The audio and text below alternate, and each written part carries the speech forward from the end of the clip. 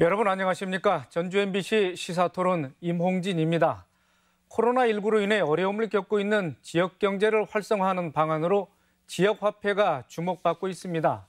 행정안전부에 따르면 지난달까지 전국 243개 지자체 가운데 228개 지자체가 지역화폐를 발행해 사용하고 있고 올 들어 9월까지는 전국 지역화폐 발행액이 9조 원을 넘는다고 합니다.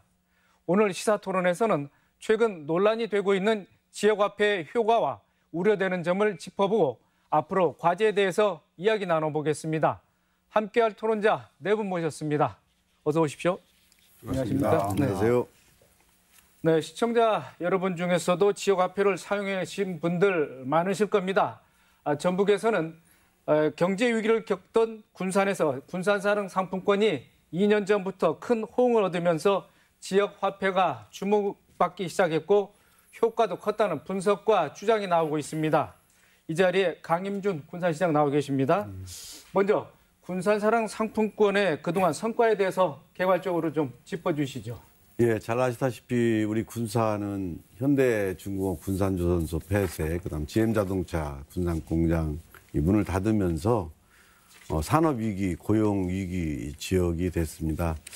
이제 기업을 유치하는 것은 사실 단시간에 이루어지는 것이 아니고 사실 시간이 좀 소요되는 이런 과제고, 그런데 사실 산업단지 쪽에 있는 우리 소상공인들, 음식점이나 뭐 이런 우리 전통적인 상업 쪽에 종사하시는 그런 업종들이 뭐 공단 쪽에서는 거의 10개 중에서 거의 9개 이상이 문을 닫을 정도로 엄청나게 어려워졌습니다. 이것이 이제 점점 우리 시내 우리 소상공인들까지 미쳐가지고 어려움을 겪고 있는 가운데에, 예, 그러면 우리 공동체 의식 속에 우리 지역 내 이런 선순환 구조를 만들고 우리 자금의 역유 유출을 막으면서 우리 지역 소상공인이 전통적인 이런 상업이라고 말씀드리죠. 이름 살려보자 해서 지역 군산사랑 상품권을 발행을 했는데요.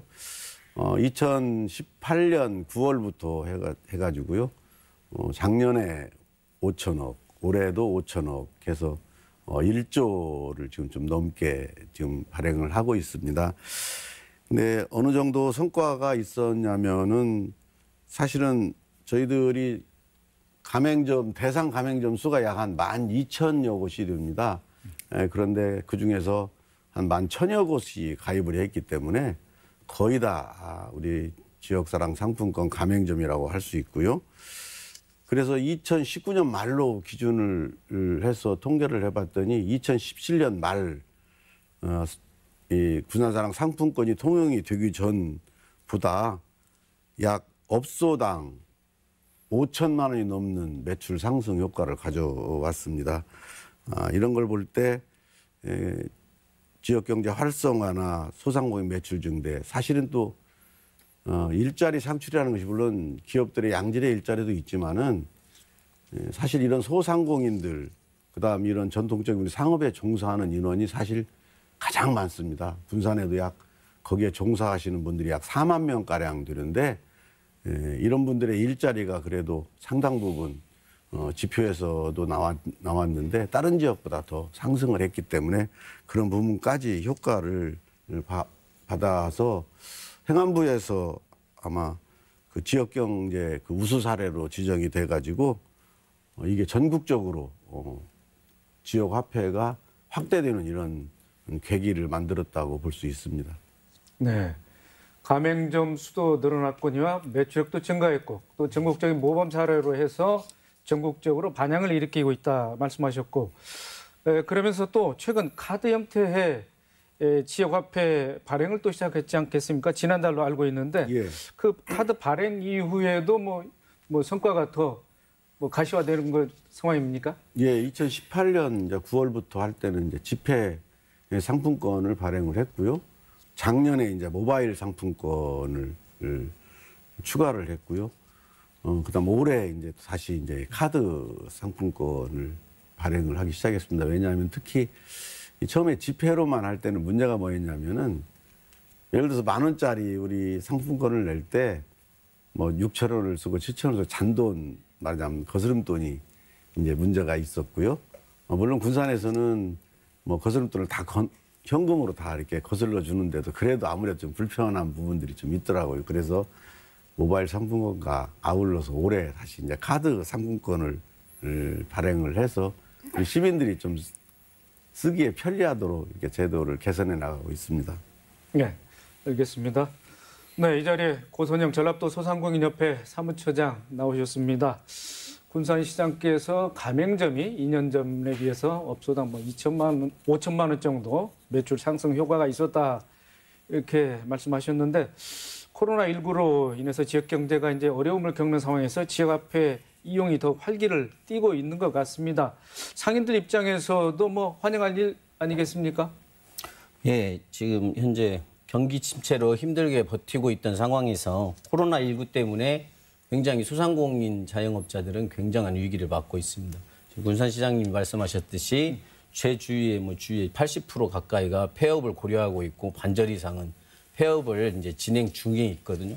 지금 일자리 문제에서도 계속 3명 하던 걸 1명으로 줄이고 가족이 나와서 같이 하는 형태로 계속 어떻게 보면 후퇴하고 있다고 봐야겠죠. 후퇴하고 있는 상황에서 지역의 소상공인들 자영업자를 위한 정책을 본격적으로 개발하고 발굴했다는 데에서는 긍정적으로 바라보고 있습니다. 그리고 단기간 자기 지역만의 문제, 지역만의 활성화로 봤을 때는 지역 화폐가 지역에서 유통이 되기 때문에 긍정적으로 바라볼 수가 있는데 또 다른 측면에서 바라봤을 때 내 지역이 아니라 같이 사는 전라북도 같이 사는 대한민국이라고 봤을 때 그럼 그 자치단체만의 지역의 소상공인 보호를 위해서 다른 지역의 소상공인들은 그러면 어떤 보호 대책 그래서 같이 그냥 모든 지자체들이 다 그래서 지금 지역화폐를 다 발행을 할 수밖에 없는 상황이 연출이 되고 있는데요. 이번 금년도 재난지원금 사례에서 봤을 때 기본적인 소비 플러스 우발적 소비, 생각지 못했던 자금에 대한 우발적 소비에 의해서 소비가 급격히 활성화됐다고 말씀들을 하시잖아요. 경제 지표도 얘기를 해주고 있고. 그렇지 우발적 소비를 어떻게 소상공인들한테 흡입을 해서 소상공인들이 경제적인 여유를 가질 수 있게 해줄 수 있느냐. 이게 근본적으로 그런 문제를 논의해야 되지 않을까 싶습니다. 네. 소상공인 전라북도 내에 협회니까 또 지역별로 이 지역화폐에 대한 어떻게 이게 입장 차이가 나올 수 있습니까? 그렇죠. 지역화폐를 발행하지 않았던 소상공인들. 지금 말씀 군산 적극 찬성인 건 맞고요. 김제도 지역화폐에 대해서 긍정적으로 바라보고 지역 소상공인들은 굉장히 좋아했죠. 근데 김제 바로 옆에 있는 부암 같은 경우에는 김제 분들이 왔다가 바로 김제로 가버린다는 거죠. 예전에는 지역화폐가 발행하기 전까지는 거기에서 그냥 생활하고 거기서 물건 구매가 자연스럽게 이루어졌다고 하면 그래도 내 동네 거 한번 해줘야 되는 거 아니냐. 이런 지역화폐를 가지고 있기 때문에 더더욱이나 그런 각 지역의 그런 약간의 차이들은 존재합니다. 물론 그런 면이 이제 지역 경제에 도움이 된 건 사실이고요. 그 지역에 그렇죠. 그 지역에서는 그게 도움이 될 수밖에 없는 그 지역 자체로서는. 네. 네, 또 이 자리에 두 분의 교수님도 자리를 함께 하셨습니다. 유대근 우석대학교 유통통상학부 교수님이 나오셨는데요. 전국 대부분의 지자체가 지역화폐를 이제 발행하고 있고 발행의 규모도 해마다 기하급수적으로 지금 늘고 있는 상황입니다. 국내 지역화폐 역사가 꽤 오래된 걸로 알고 있는데 지역화폐가 특히 요즘 와서 이렇게 활기를 띠는 그 배경은 뭐라고 보고 계십니까? 지역화폐가 우리나라에서 처음 논의된 것이 아마 1996년 녹색평론에서 언급되어졌습니다. 그때 한번 96년도에 언급되어지고 1999년, 2000년 되면서 이제 자꾸 실질적으로 현실 사회에서 이제 지역화폐가 상품권의 형태로 나타나게 되죠. 그래서 최근에 늘은 것은 경제가 어려워지니까 지역에서 자금이 유통이 되지를 않아요. 그러니까 유통을 좀 지역에서라도 늘리기 위해서 지역에서 자금의 유통을 좀 늘리는 것은 소상공인 쪽 지역 경제를 활성화하는 데 큰 도움이 되거든요. 그런 면에서 요즘 이제 급작스럽게 활성화가 되어졌는데 그 효과가 굉장히 크죠. 개인적으로 생각하기에는 정부에서도 이 관련 법도 만들었어요, 이미. 그래갖고 7월 2일부터 지금 시행하고 있거든요. 지역사랑 상품권 이용 활성화에 관한 지역사랑 상품권 법이라고 그럽니다. 이 국가 행안부에서 하고 있는데 이런 형태로 되고 있는데 최근에는 이제 군산에서 이제 기폭제가 된 것은 사실이에요. 그런데 이제 형태가 이제 종이류에서 이제 요즘에는 모바일이나 이제 카드 형태로 이제 전환해서 발전해 나가는 형태로 되고 있죠. 전국 아마 이 94%의 지자체에서 전부 도입하고 있을 거예요. 예. 또 유남희 전북대 사회적경제연구센터 장님 나오셨는데 이처럼 지역화폐가 오랜 역사성을 가지고 있고 계속 또 뭐 진화를 하고 있는 상황입니다. 앞으로도 꾸준히 이렇게 뭐 활성화될 걸로 보십니까? 어떤 생각이십니까? 네, 뭐 앞서서도 말씀을 주셨다시피 어떤 지역 화폐의 어떤 출발 태동은 어떤 지역 안에서의 어떤 소상공인들과 지역 안에서의 경제를 살리자고 하는 이제 취지가 있었고 그런 취지에서 시작된 것들이 우리나라로 보면 앞에서 이제 유 교수님도 말씀하셨지만 97년 IMF 이후로 그것에 관한 어떤 계기가 됐던 것 같고요. 그래서 이제 2000년도부터 시작됐던 지역화폐가 사실은 오랜 시간이 지나면서 좀 미미하게 진행이 됐습니다. 그렇죠. 그러던 것이 2015년, 16년에 조금씩 활성화되기 시작했고 사실은 이제 그 규모가 뭐 1,000억 원대를 넘어선 게 2016년 뭐 그런 정도 되거든요. 그리고 군산시에 관련된 어떤 지역 경제 위기 어떤 특단 대책으로 시작이 됐던 것이 어떤 2018년도부터 좀 규모 있게 시작을 했고 2019년도에 3조가 넘는 어떤 금액의 계기가 됐던 것 같습니다. 역설적으로 사실은 이런 지역 화폐가 적극적으로 도입이 되고 또 활성화되는 데는 많은 이유가 있다고 볼 수 있겠지만 코로나로 인한 어떤 그런 그 시대적인 그 환경 이런 것들에 대한 영향이 좀 있다고 보여집니다. 그런 측면에서 사실 지역화폐에 관한 여러 가지 논란이 있지만 이 지역화폐에 관한 개념을 가치를 제대로 이해한다고 하면 저는 이 지역화폐가 어떤 지역 간의 단절이라든지 지역 안에서의 어떤 경제적인 단절을 의미하는 것이 아니라 어떤 대형 자본, 대기업 자본에 집중되는 그 소비 집중을 그러니까 대기업 자본에 해당되는 그런 소비 집중을 지역에 있는 어떤 그 소상공인들에게 그 매출과 소비를 이전하는 효과를 갖고 있기 때문에 저는 이 지역화폐가 근본적인 국민들이 이해가 되어진다고 하면 이것은 어떤 지속 가능한 정책으로 가야 된다고 그렇게 보고 있습니다. 네, 알겠습니다. 강 시장님, 예. 지역화폐를 또 이용할 수 있고 또 이용할 수 없는 그 구분이 있습니다. 궁금해하시는 분들 있을 것 같은데 우리 그 사용처 제한 여기에 뭐에 대해서 한 말씀 해주시죠. 사실 우리 교수님 말씀하셨다시피 사실은 이제 1900년대 후반에서부터 지역 상권이 대형마트나 대기업에 의해서 거의 침식당하고 지역 소상공인들이 사실 버틸 힘들이 사실 없어졌지 않습니까? 심지어 지금은 편의점이라고 하고 대기업 편의점들이 우리 지역 골목까지 다 진출을 해서 어떻게 보면은 자금의 뭐 여기 유출이랄지 지역 소상공인들의 몰락을 사실 가져왔습니다. 그런데 이 지역 화폐가 이걸 방지하기 위해서 저희들은 그래서 군산에서는 대형마트나 뭐 유흥업이나 사행성 그 오락업이나 그다음에 그 대기업 법인 직영점 이런 데서는 사용할 수 없고 오직 군산에 사업자를 둔 사람 그런 업소만 가맹점으로 받아들였다 보니까 아까 앞에서도 말씀드렸다시피 지역 내 이런 경제적 유발 효과가 심지어 은행 그 수신고가 전년 동기 대비 작년 2019년 2018년보다 2019년 전반기 조사를 했는데 은행 수신고가 4,300억이 늘어났습니다.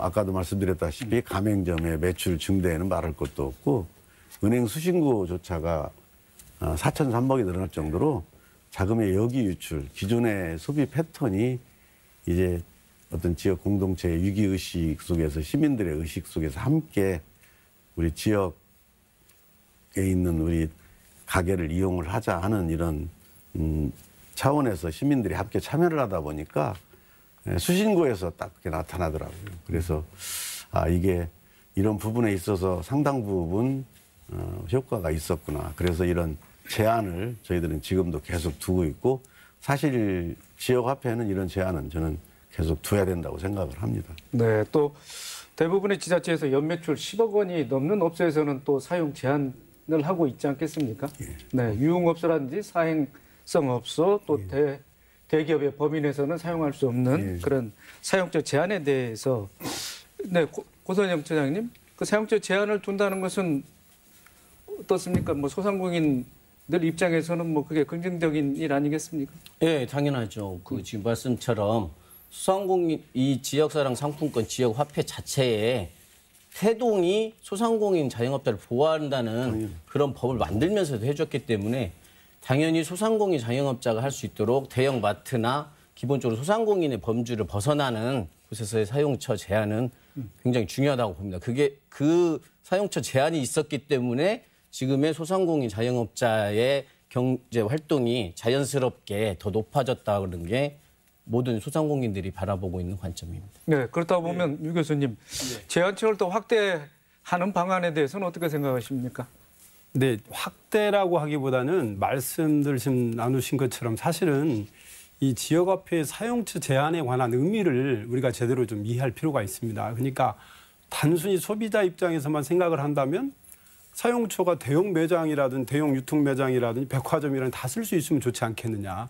소비자의 관점에서는 그럴 수 있지만 지역화폐의 어떤 도입 의미가 어떤 그런 대형 자본으로의 소비 집중을 줄이고 지역 내의 소상공인들에게 그 소비 이전을 하자고 하는 취지이기 때문에 여기에 동의를 해야 되는 것이지 어떤 지역화폐의 할인율의 고기의 어떤 매력에만 의해서 어떤 지역화폐를 사용하고 있다는 이런 정도의 어떤 우리의 인식이 낮아져서는 안 된다.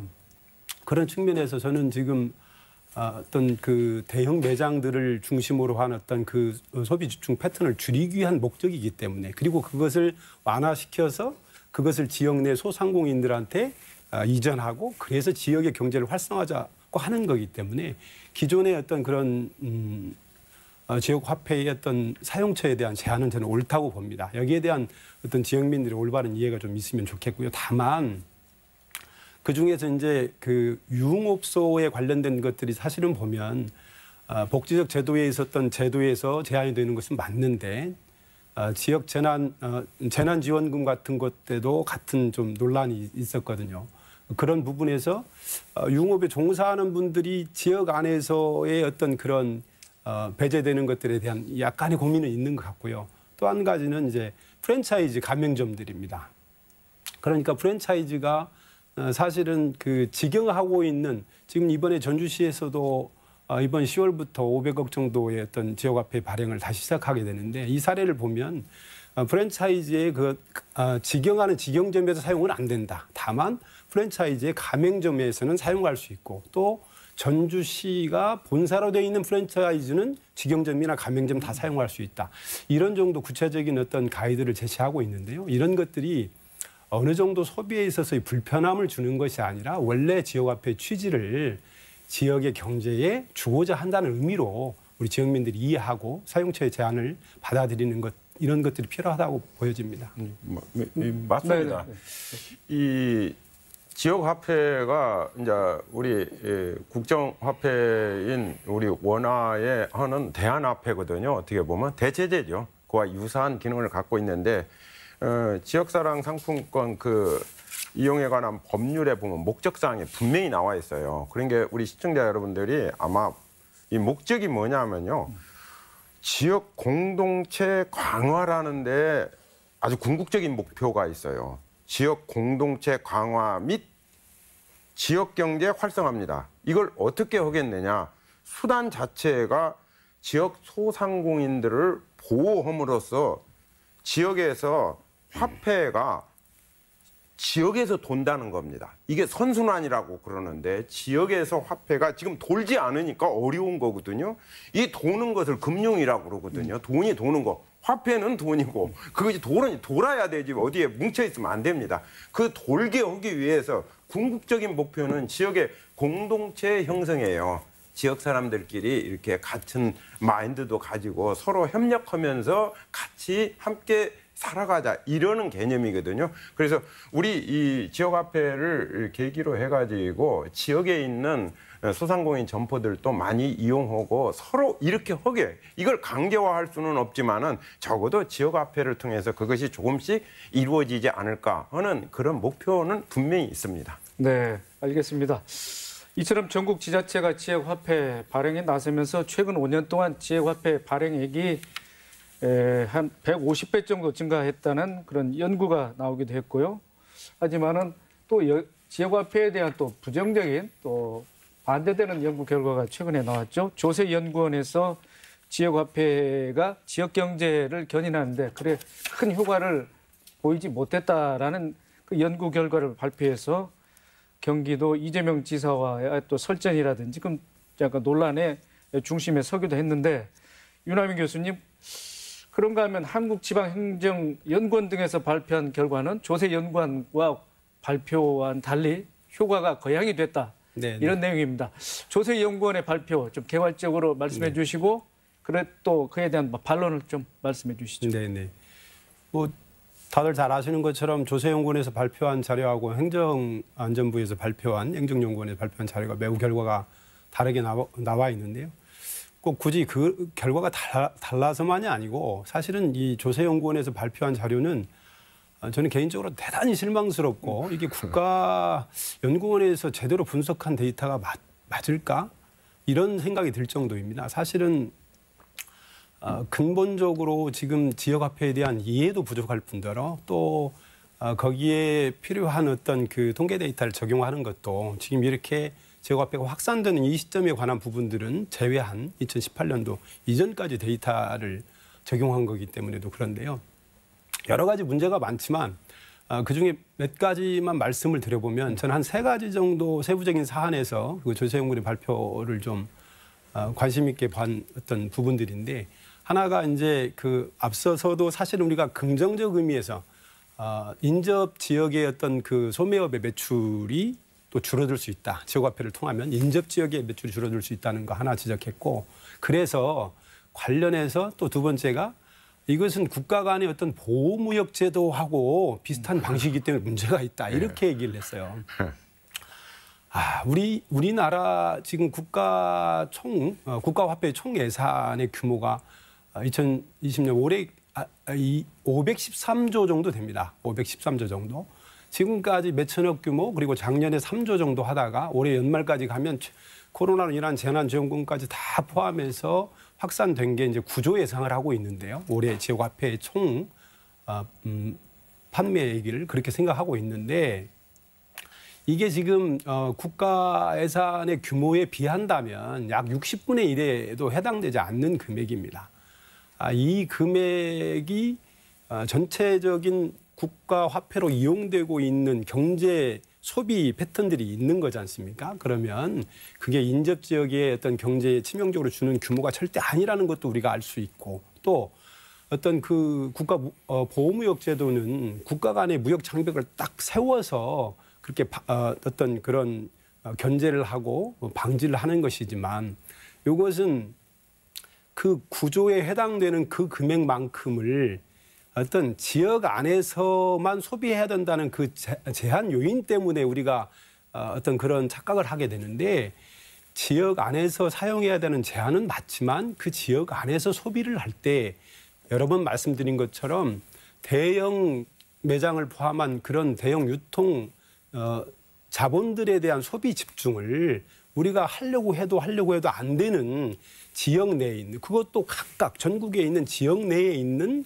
그 소상공인들에게 매출을 이전하자는 데 목적이 있는 거지 않습니까? 그것을 어떻게 국가 간의 무역 장벽으로 단정할 수 있습니까?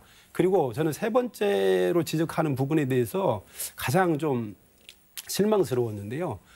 이제 지역화폐를 처음 도입을 할 때는 도입하는 지역들은 어느 정도 효과를 봤지만 이 지역화폐가 앞서 우리 사회자님께서 말씀해 주신 것처럼 이제 우리 전체 기초자치단체의 93.9%가 올해 참여하고 있습니다. 몇몇이 참여할 때는 효과를 봤지만 이제 모든 지자체가 다 참여할 때는 그것은 다시 제로 베이스가 될 것이다라는 이런 지적을 했는데요. 제가 지금 앞서 설명드린 것처럼 이게 지자체별로 지역 간의 어떤 경제적인 단절과 경쟁을 의미하는 것이 아니라 지역 안에서 사용해야 된다는 제한은 있으나 그 지역 안에 있는 대형 매장이라든지 그다음에 온라인 쇼핑몰을 통한 어떤 대형 인터넷을 통한 인터넷 직구 이런 것들에 대한 소비 집중이 지금 전체적인 우리나라 소비 집중이 심화되어 있거든요. 이 심화되어 있는 소비 집중을 완화시켜서 지역 내 그것도 만약에 243개 지자체가 다 참여한다면 전국에 있는 모든 지자체에서 일반적인 소비가 대형 매장으로 향했던 그 소비 집중이 각각의 243개의 지역 안에 있는 그 소상공인들한테 향할 수 있는 방식이기 때문에 요런 부분들을 제대로 이해한다면 조세현의 이번에 그 지역화폐에 대한 평가 연구 보고서는 대단히 실망스럽고 또 이것이 어떤 결과에 대한 어떤 경쟁의 의미라기보다는 지역화폐의 어떤 방향성 그리고 지역화폐가 지역이라고 하는 것으로 한정하는 어떤 지역 간의 경쟁 이런 것들이 아니라고 하는 여기에 대한 이해가 부족했던 그들의 어떤 편견이 이런 결과 보고서를 가져오지 않았나 개인적으로 그렇게 생각하고 있습니다. 네, 유대균 교수님, 네, 제가 한번 여쭤보겠습니다. 예. 이런 조세연구원, 네, 조세연구원, 또 지방행정동의 연구원, 두 연구단체입니다. 또 연구단체, 더군다나 이제 조세연구원은 국책연구기관 아니겠습니까? 그러면서 또 이제 연구원 간에 조금 다른 이런 의견을 낼 수는 있다고 봅니다. 그러나 이게 우리가 어느 한쪽이 맞다, 틀리다, 여기에서 그런 게 쟁점이 아니고 이런 논란을 하루속히 불식시킬 수 있는 어느 쪽으로 이 초점을 맞춰서 이런 논란을 해소했으면 좋겠습니까? 이 교수님이 이제 뭐 점잖게 표현을 해서 실망스럽다, 연구가 실망스럽다 이렇게 얘기했는데 뭐 제가 보기에는 그냥 솔직하게 얘기하면은 정신없는 연구예요. 예, 보면은 시기적으로 이게 논란이 되는 이 시기에 이런 연구 결과를 발표한 것부터가 연구자로서 어떤 논란을 야기할 수밖에 없고요. 두 번째로는 이 연구 결과를 놓고 이게 여야 간에 이게 막말이 오고 가요. 그래가지고 국민들이 실망했어요. 이게 이 막말이 오고 가는 거에 대해서. 그런데 제가 보기에도 그랬어요. 이게 아까 우리 유 교수님 얘기했던 무역 장벽이나 막 이게 지역만으로 한정하니까 막 장벽을 쌓는다, 막 보호무역주의 이런 개념으로 이해를 하고 있어요. 그래서 내가 한번 이 연구 보고서를 한번 쭉 봤더니 뭐 내용 자체를 쭉 전부 읽어보니까 연구의 가치라더니 현실 인식 면에서 좀 뒤떨어진 면이 있고요. 두 번째, 어떤 분이 도대체 이런 연구를 했을까? 국책연구원 조세재정연구원의 연봉이 평균이 한 7,300대요.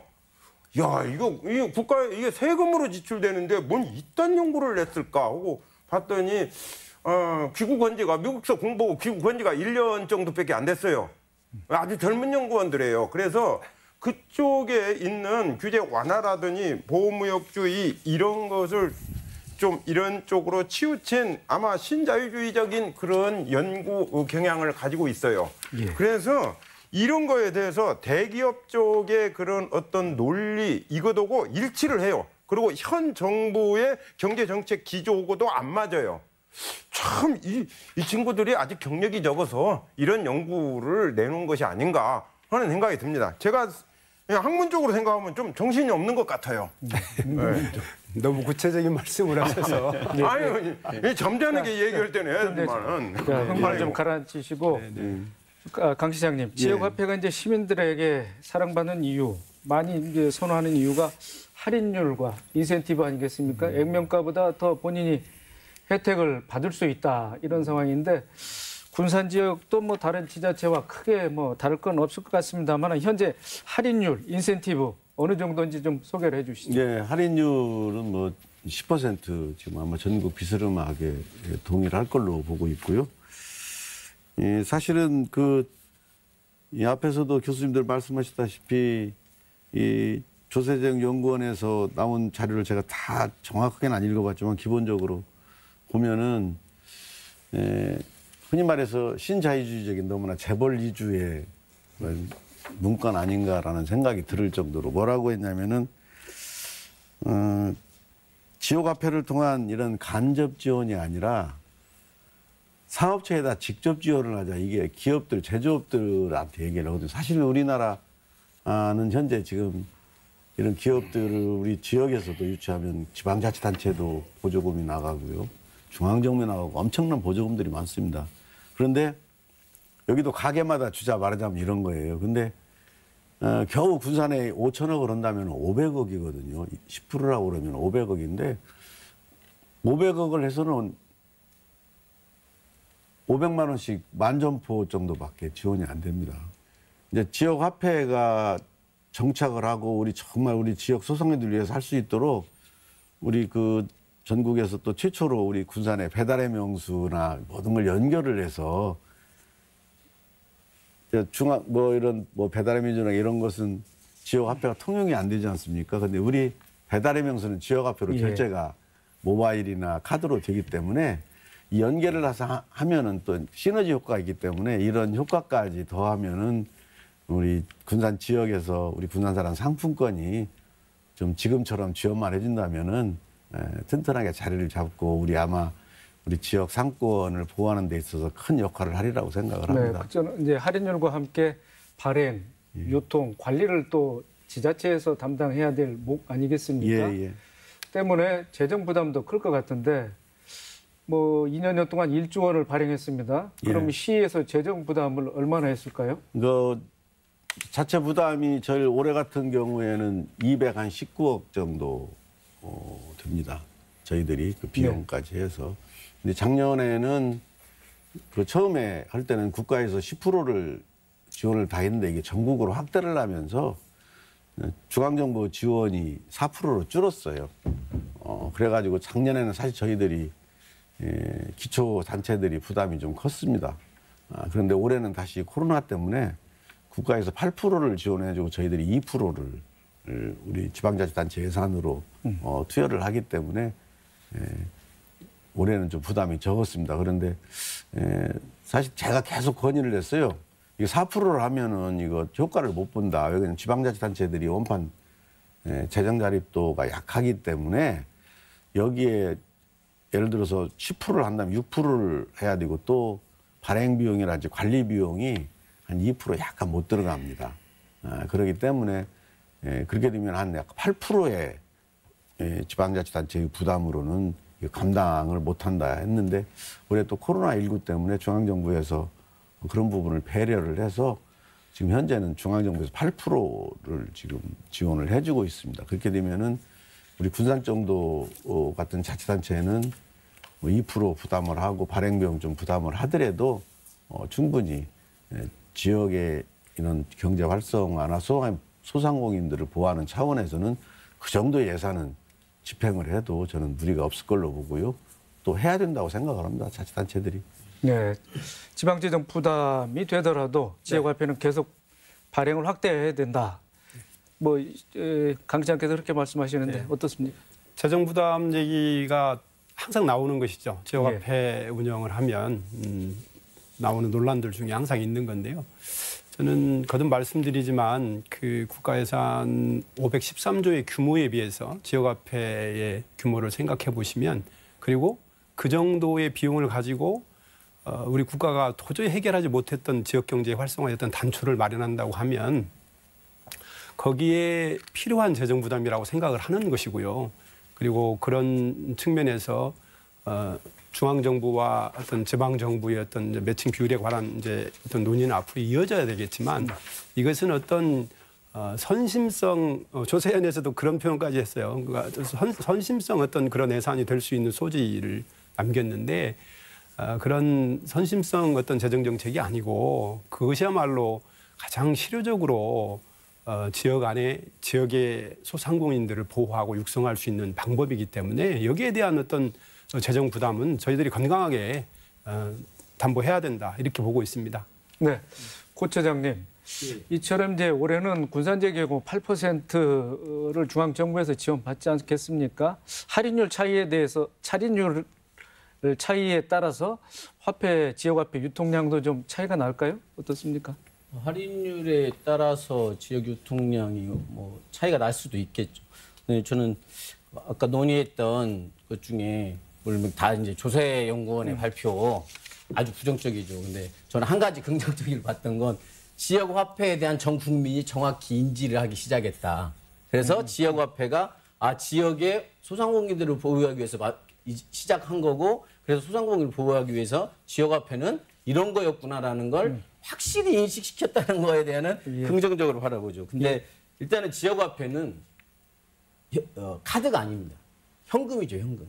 그렇기 때문에 지금 말씀대로 각 지역에서 카드 수수료 지원 정책, 뭐 이런 각종 소상공인의 부가적인 들어가는 비용들을 다 합쳐서 하게 된다면 지금 지방자치단체에서 지금 지금 하고 계시는 각종 지원 정책이 화폐 때문에 또 카드 수수료 안 줘도 되잖아요.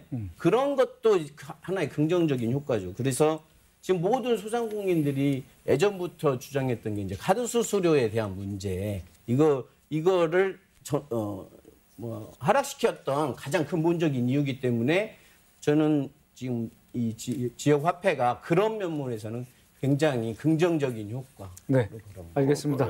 거기다 한 가지 좀 더 붙일 것이 있으면은 지금 이 발행액에 이 발행 비용이 한 4% 들어가요. 이게 1조 발행하면은 한 400억 되고 군산이 아까 한 5천억 올해 발행하는 모양이죠. 219억 들어가는 거 보니까 한 4% 정도 발행 비용이 들어가는데 이게 종이료로 했을 때 발행 비용이 좀 많이 들어가요. 그래서 카드로나 모바일 그 상품권으로 이 발행하게 되면은요. 그 시스템 관리 유지비로 해서 상당히 절감이 돼요. 앞으로 그런 방향으로 발전해 가서 발행 비용도 많이 축소될 거예요. 이 발행 비용 자체를 아까 조세연구원에서는 예산 낭비라고 했어요. 우리는 이게 재정적인 부담이 된다. 좀 이렇게 완화해서 표현해야지. 이걸 그냥 딱 예산 낭비 이렇게 지적하는 것 자체가 우습기도 하고요. 네. 앞으로 상향 조정해가지고 이 소득 공개 쪽으로 연계를 시켜서 상향 조정도 좀 해주고, 그다음에 지방세 납부도 좀 하게 해주고, 요걸로 그다음에 공과금 납부도 가능하게 해주게 되고 그러면은요. 상당히 비용 절감 효과가 있을 그래서 겁니다. 토론이 이제 지금 뭐 마무리할 시간이 점점 이제 다가오고 있는데, 따라서 이제 지역화폐 과제와 그 방향성을 어떻게 잡아야 되느냐, 뭐 자연스럽게 논점이 옮겨온 것 같습니다. 강 시장님, 군산 지역 현재 가맹점이 12,000개 업소 정도 되죠? 11,000개 가까이 됩니다. 11,000개 가까이. 대상이 12,000개고. 그렇다 그러면 앞으로 가맹점 수를 더 늘려서 지역화폐 유통량을 더 확대하려면은 어떤 노력이 있어야 될까요? 가맹점은 거의 다 가맹했다고 보고요. 나머지 안 하는 가게들은 너무나 영세한 가게들이 아마 안 했고요.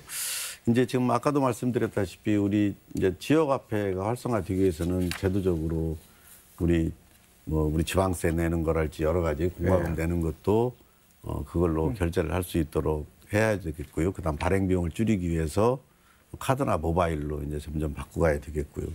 그다음에 우리 군산 같은 경우에는 이제 지역화폐를 사실은 이제 지금 전에는 대형마트에서 지금 온라인 쇼핑몰로 지금 이 트렌드가 이렇게 소비 트렌드가 이동하고 있잖아요. 그래서 우리 군산에서는 배달의 명수를 군산 온라인 쇼핑몰 형태로 지금 진화를 계속 조금 시켜나가기 때문에 한꺼번에 하다 보면은 거기에 따른 예산이랄지 거기에 대한 제도랄지 이런 걸 모든 것을 사실 저희들이 감당하기 어렵기 때문에 좀 이제 추가를 해나가고 있는데, 이제 여기에 연계를 하게 되면은 일단 온라인 쇼핑몰처럼 지역에 있는 상품을 우리 시민들이 온라인 쇼핑 구매하는 것처럼 구매를 할 수 있기 때문에 이제 우리 지역 화폐가 그렇게 점점점 진화를 해서 지역 내에서는 정말 편리하게 온라인 구매까지 할 수 있도록 발전을 시키려고 하고 있습니다.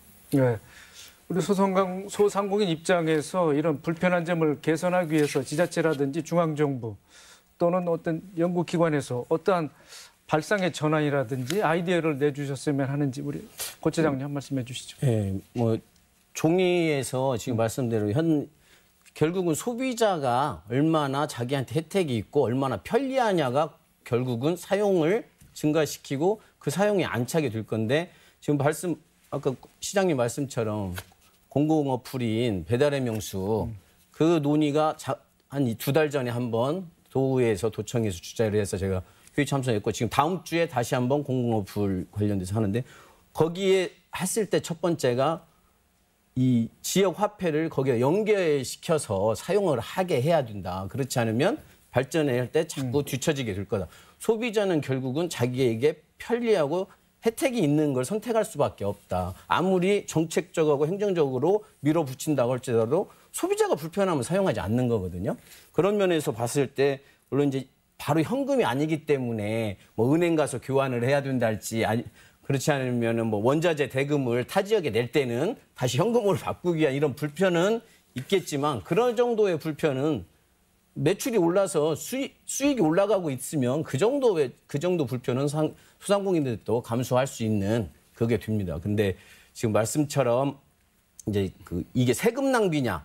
근데 소상공인 보호하고 하는 데 있어서 국가에서 어느 정도의 재정 부담을 세금 낭비 뭐 이런 쪽으로 바라본다는 건 국민이 결국은 전체 국민이 잘 살기 위해서 대한민국이 존재하는 거잖아요. 그러면 전부 다 잘 살고 어느 정도의 기본 수준을 맞추기 위해서 어느 정도의 약자를 보호해주고 사회적 지원을 해준다는 건 긍정적인 거지. 그걸 자꾸 그런 식으로 바라보는 게 저는 굉장히 연구원들이 그런 쪽으로 바라보는 게 좀 안타깝습니다. 군산에서는 그런 우리 가게들의 그런 바로 현금으로 필요할 때 우리 일반 전에는 이제 뭐 카드로 결제를 하게 되면은 뭐 일주일이고 며칠, 뭐 3일, 뭐 이틀 걸리는데 저희들은 군산사랑 상품권 그 환전은 하루 그 다음날 다 합니다.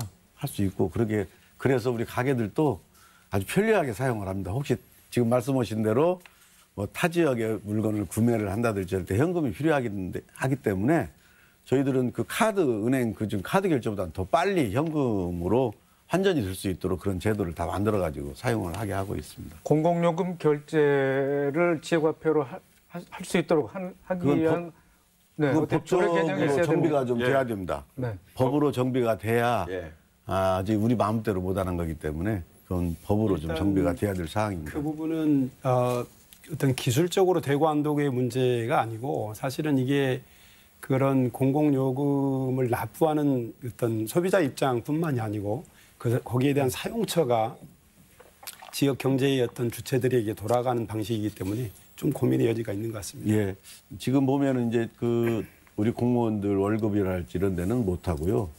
뭐 다른 특별하게 나가는 뭐 수당이랄지는 지급을 할 수가 있습니다. 이게 사실은 저희들은 예를 들어 어떤 수당일 때 30만 원이다 아이들 뭐 이런 수당 같은 거 나갈 때 그럼 저희들은 10% 할인이라면 그 할인율을 보태서 수당을 줘야 된다고 생각을 하고 그렇게 하려고 했는데도 이제 이런 부분들이 되는 부분이 있고 안 되는 부분이 있다 보니까 아직은 좀 제도적으로 정비를 좀 더 해야 될 것 같습니다. 근데 시장님 그거는 그러니까 예를 들면 죄송합니다. 그거는 이제 우리가 어떤 아동 수당이라든지 청년 수당이라든지 이런 복지 수당, 공무원 뭐 복지 포인트도 줄 수 있겠죠. 이런 것들은 정책 발행인 것이니까요. 사실은 이 지역화폐의 큰 틀은 이제 그 할인 발행의 방식과 정책 발행의 방식 두 가지가 있기 때문에 그렇게 접근하는 방식과 할인 발행에 있어서의 어떤 그 혜택의 주체가 누구인지 이런 것들에 대한 정리는 좀 필요한 것 같습니다. 이 지역화폐 자체가 경제적인 혜택이 있어서 소비자들이 지금 많이 선호하고 있고 좀 편리해야 됩니다. 이게 불편하면 안 됩니다. 그다음에 하나의 지역에서의 공동체성을 형성할 수 있어야 되고 그러는데 일단 가맹점이 많아야 돼요. 군산에서 성공할 수 있었던 가장 큰 이유 중에 하나가요. 가맹점을 확보했다는 거예요. 전라북도 지금 14개 시군이 다 전주시 발행하면 다 오고 있거든요.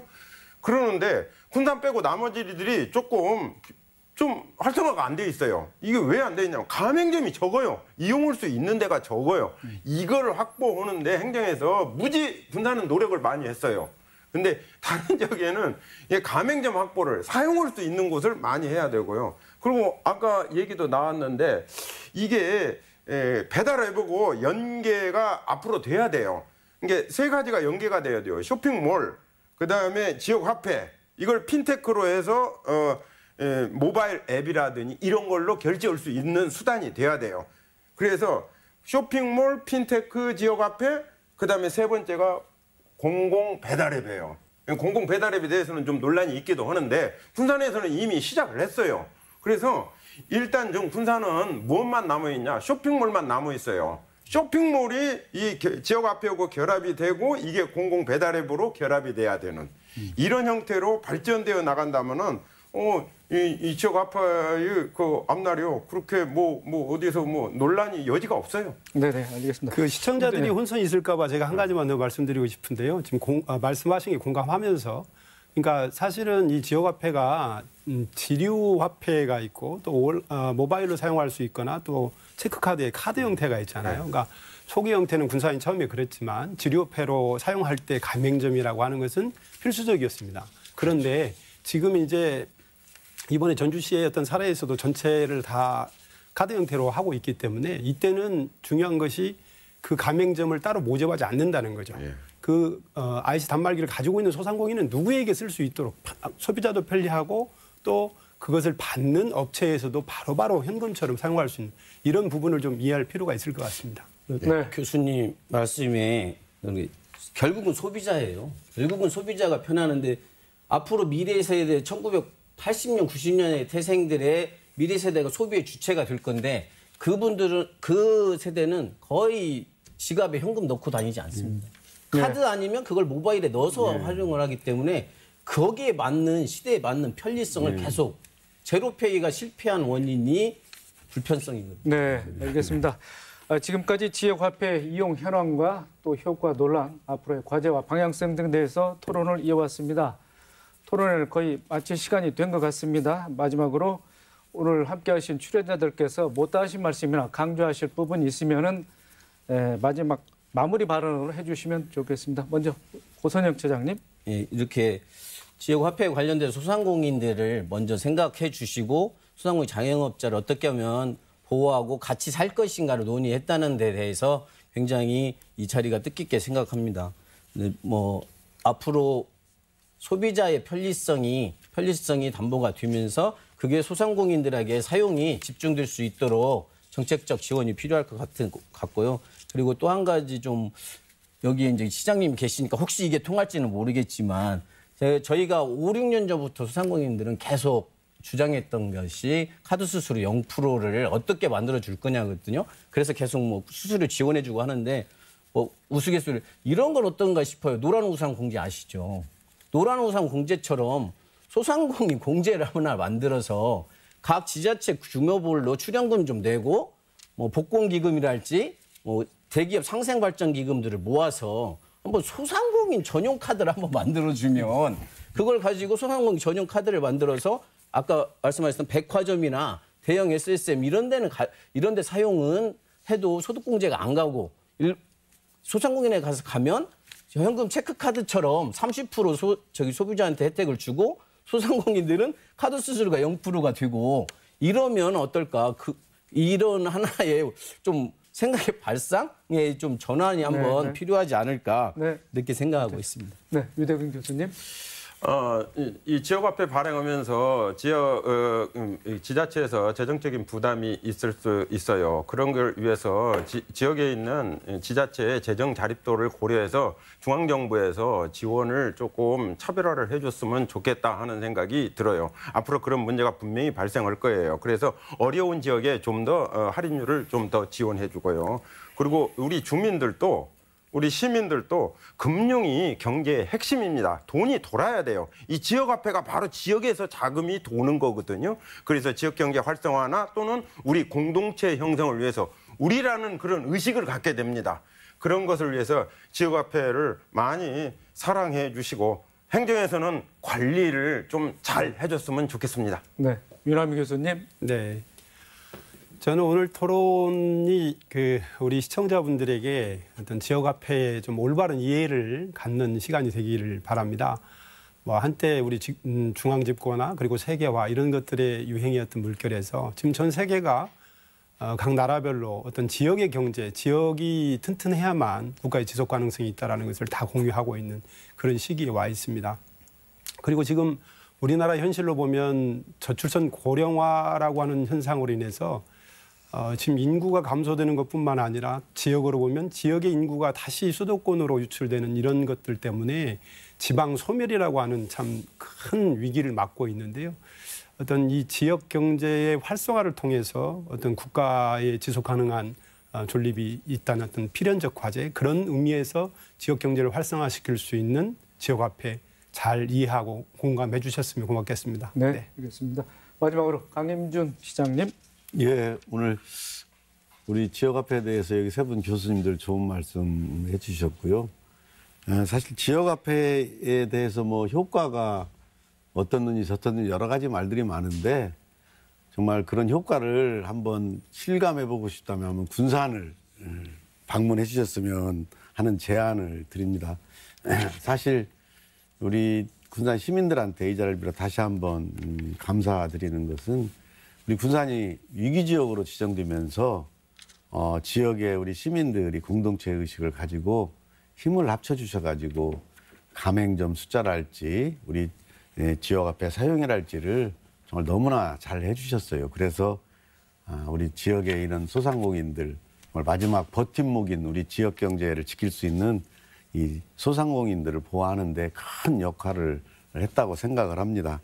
앞으로도 우리 군산에서는 우리 지역 소상공인들 지역 상권 활성화를 위해서 저희들이 할 수 있는, 앞에서도 말씀드렸지만은 우리 배달앱에 연계를 해서 우리 온라인 쇼핑몰까지 진전할 수 있도록 지역화폐와 함께 우리 지역 경제를 지키는데 열심히 노력하겠다는 말씀을 드리겠습니다. 네, 알겠습니다.